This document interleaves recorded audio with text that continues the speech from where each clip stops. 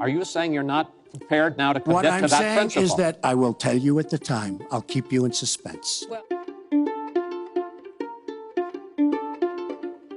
I want to ask you here on the stage tonight, do you make the same commitment that you will absolutely, sir, that you will absolutely accept the result of this election? I will look at it at the time. I'm not looking at anything now. I'll look at it at the time. But, sir, there is a tradition in this country. In fact, one of the prides of this country is the peaceful transition of power, and that no matter how hard fought a campaign is, that at the end of the campaign, that the loser concedes to the winner. Not saying that you're necessarily going to be the loser or the winner, but that the loser concedes to the winner and that the country comes together in part for the good of the country.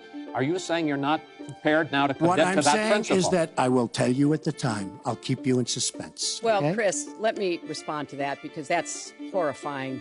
You know, every time Donald thinks things are not going in his direction, he claims whatever it is rigged against him. The FBI conducted a year-long investigation into my emails. They concluded there was no case. He said the FBI was rigged. He lost the Iowa caucus. He lost the Wisconsin primary. He said the Republican primary was rigged against him. Then Trump University gets sued for fraud and racketeering. He claims the court system and the federal judge is rigged against him. There was even a time when he didn't get an Emmy for his TV program 3 years in a row, and he started tweeting that the Emmys were rigged against him. Should have gotten it. This is a mindset. This is how Donald thinks.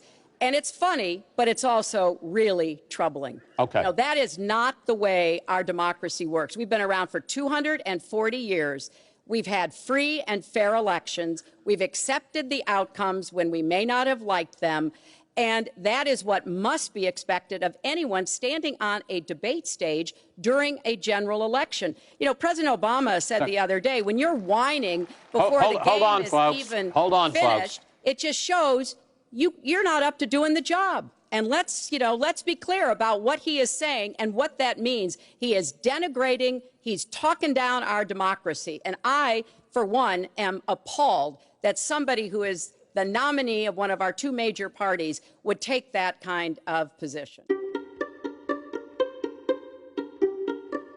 Mr. President, real quickly, win, lose, or draw in this election, will you commit here today for a peaceful transferal of power after the election? And there has been rioting in Louisville, there's been rioting in many cities across this country, red and your so-called red and blue states. Will you commit to making sure that there is a peaceful transferal of power after the election? Well, we're going to have to see what happens. You know that I've been complaining very strongly about the ballots, and the ballots are a disaster. I understand that, but people are rioting. Do you commit to making sure that there's a peaceful transferal of power? We want to get rid of the ballots, and we'll have a very peaceful. There won't be a transfer, frankly. There'll be a continuation.